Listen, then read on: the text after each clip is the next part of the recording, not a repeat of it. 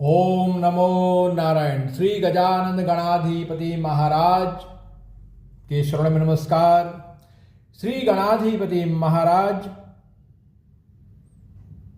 के गणेश पुराण में कहा गया है कि कभी भी आप बिना उद्देश्य से कौतूहलवश कोई भी काम मत करें।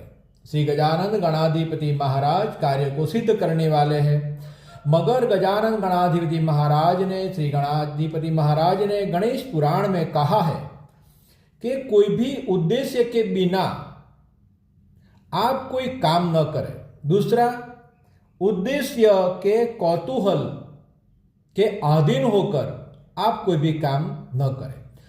आपके सामने उद्देश्य है तभी आप कार्य करें, मेरे आशीर्वाद रहेंगे और कार्य शुभ शीघ्रता से परिपूर्ण होगा। ओम नमो नारायण।